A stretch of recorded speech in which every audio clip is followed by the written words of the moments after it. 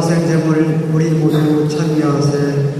그리스도 제1의 아버지께 하시며 무지하신 어린 양이 양떼들을 구하셨네. 죽은 생명 싸움에서 참혹하게 돌아가신 불사의 공산에서 다시 살아나시니 마리아가 무엇을 구하는지 사랑하신 주님으로 말하신 주님 영광 호격자 선사들과 수련하고 구하네. 그리스도 나의 희망 속에서 구하네. 너희보다 먼저 가서 갈릴리아 가시리라. 그리스도 말하신 저희께 있사오니 승리하신 임금님 자리를 베푸소서. 모두 일어나십시오.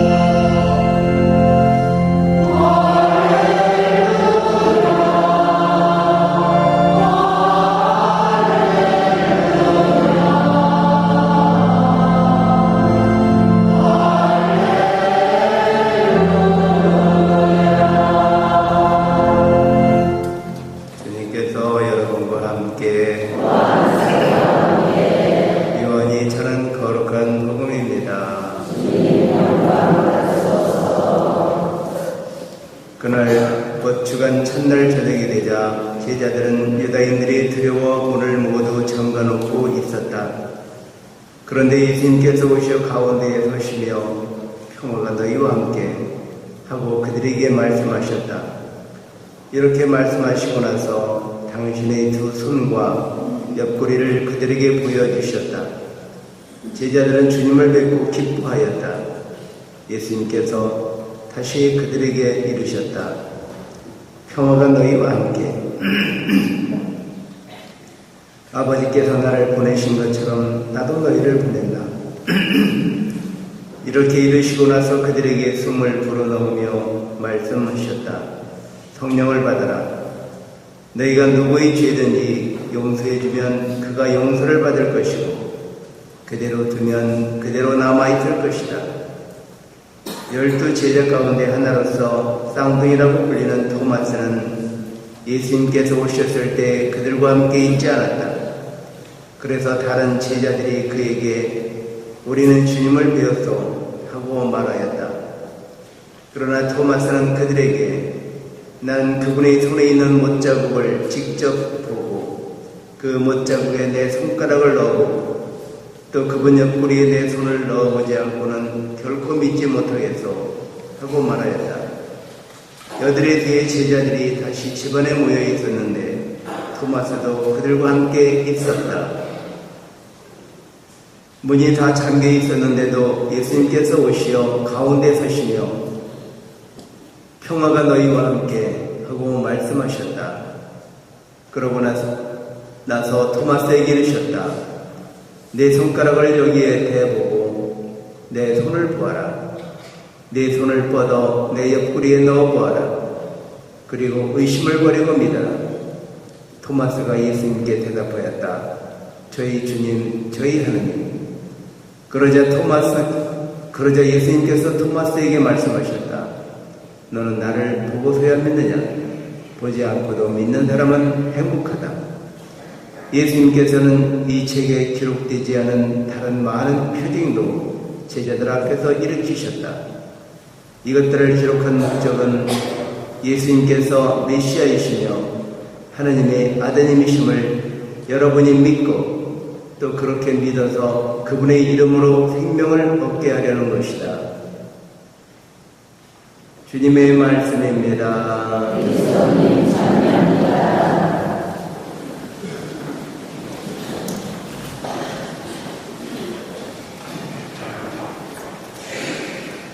찬미 예수님, 미국의 블론딩이라는 외줄 탁기 명수가 있었습니다. 그는 줄 위에서 누구도 보여줄 수 없는 대담한 연기로서 사람들을 감동시켰습니다. 그런 어느 날 나이아가라 폭포를 줄을 타고 건너는 묘기를 하게 되었습니다. 폭포에 우여였기 때문에 바람도 많고 또 물 거품도 많이 일어나고 굉장히 위험한 일이었죠. 만약 조그만 실수라도 하면 아차하는 순간에 폭포 아래로 떨어져서 목숨을 잃을 수 있는 그런 위험천만한 계곡 고개였습니다.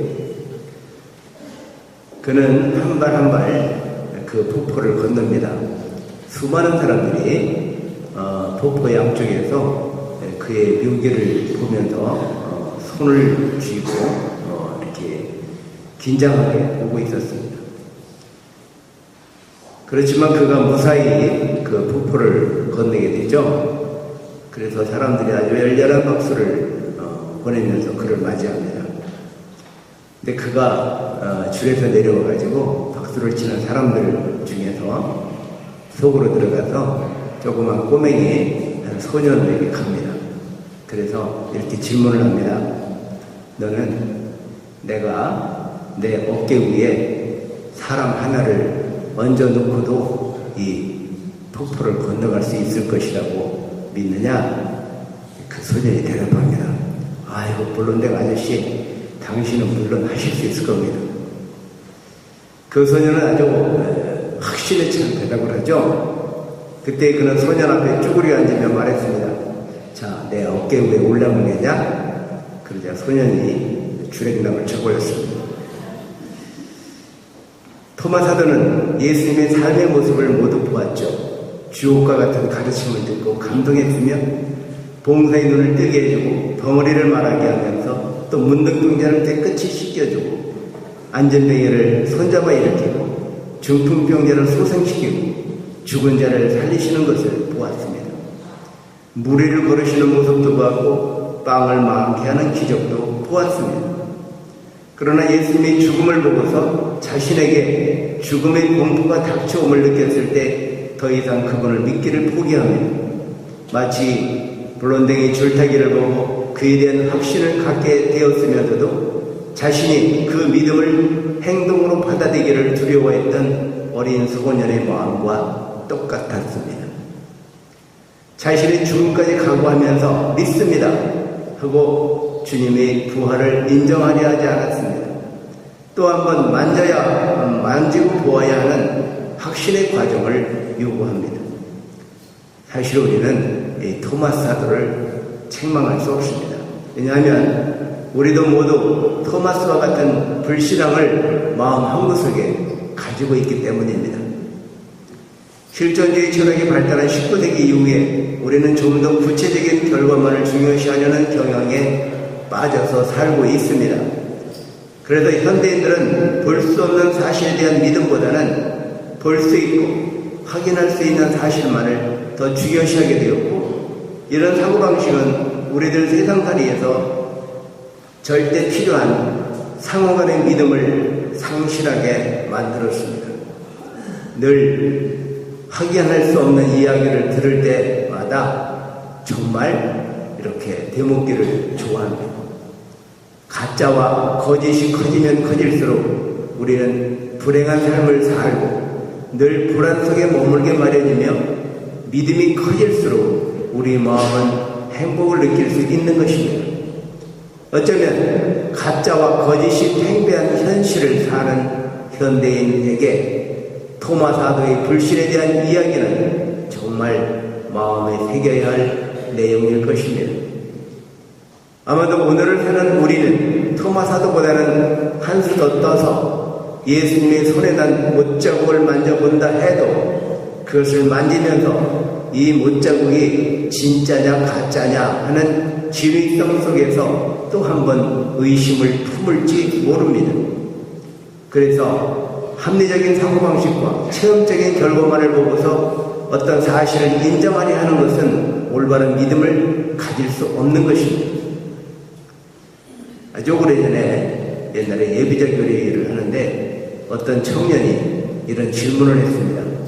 신부님, 이제 과학이 굉장히 발달하고 있는데 앞으로 과학이 더욱 발달하면 인간의 모든 신체 구조를 분석해내고 그 인간의 신체 구조와 똑같은 사람을 만들어낼 수 있을 것이라고 생각합니다. 머리카락도 예를 들어서 머리카락을 다 분석해서 똑같은 머리카락을 만들고 핏줄도 똑같은 핏줄을 만들고 뭐 피부도 똑같이 만들고 뭐 뼈도 그렇고 그럴 수 있을 것이다 이거죠. 그렇게 되면은 죽음도 없어지고 탄생도 마음대로 할 수 있는 세상이 오리라고 생각합니다. 저는 그렇게 대답했습니다. 맞습니다. 그렇게 될 수 있을 것이라고 생각이 됩니다. 인간의 모든 구조를 분석해서 과학적인 방법과 연구로 인간과 똑같은 물질을 만들어낼 수 있을지도 모릅니다. 그러나 그런 인간을 만들어서 실험대구에 만들어서 눕혀놓고 만들어냈는데 그렇게 했다 할지라도 어느 한순간 그가 숨을 쉬면서 일어나서 눈을 뜨고 말을 할 수 있게끔 누가 할 수 있겠습니까? 즉 생명을 누가 어떻게 풀어넣어줄 수 있어요? 그것은 아무도 할 수 없습니다.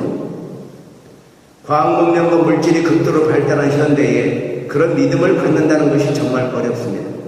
그래서 우리는 믿음의 주체인 하나님께 그 믿음의 힘을 달라고 기도해야 합니다. 산술적이고 합리적인 사고 속에서 벗어나지 못해서 올바른 믿음을 갖지 못하고 사는 우리는 우리의 머리를 잘라버려야 합니다. 오직 마음으로 심장으로 예수님의 부활을 받아들이고 그 기쁨을 이웃에 전해주는 삶을 살아야 합니다. 우리가 믿음을 갖지 못하는 것은 이웃에게 대해서 하나님께 대해서 믿음을 갖지 못하는 것은 생각하기 때문입니다. 계산하고 따지고 그렇습니다. 그래서 머리를 잘라버려야 한다 하는 것은 잔인한 얘기가 아니라 우리 생각을 정말 단순화시키고 마음으로 심장으로 하나님의 가르침과 그분을 받아들이고 믿어주는 것, 이웃에 대해서 그렇게 해주는 것, 그것이 바로 믿음이라는 것입니다. 줄타기 명수의 묘기를 보면서 박수를 치고 환호하면서 그는 무엇이나 할 수 있다고 큰소리 치는 것으로 그치지 말고 덥석 그의 어깨 위에 올라갈 수 있는 믿음의 삶이 필요한 것입니다. 오늘 주님의 자비주일입니다. 파우스트 성녀에게 예수님께서는 당신의 자비가 얼마나 크신지를 믿고 당신의 자비에 의지하라는 그런 말씀을 하셨고 요한바오로 2세 교황님께서는 부활 제2주일을 주님의 자비주일로 정했습니다. 주님의 자비, 그분이 우리를 사랑하시고 우리의 잘못을 용서해 주시는 그분의 자비가 얼마나 큰 것인지 상상을 할 수 없을 만큼 크다는 것이죠. 그런데 바로 그분의 자비를 받아들이는 것은 근본적인 믿음이 있을 때만이 가능한 것입니다. 예수님의 능력을 체험하고 그의 무형과 영화로움을 듣고 받아들였을 때만 그를 믿는다 하지 말고 그분의 십자가를 보고도 그는 무엇이나 하실 수 있다는 그런 믿음이 필요한 것입니다. 무력하게 아무것도 못하는 분처럼 십자가에 피를 흘리며 돌아가시는 모습을 보면서도 그분은 무엇이나 하실 수 있다 하는 믿음, 그것이 필요한 것입니다. 잠시 묵상하시겠습니다.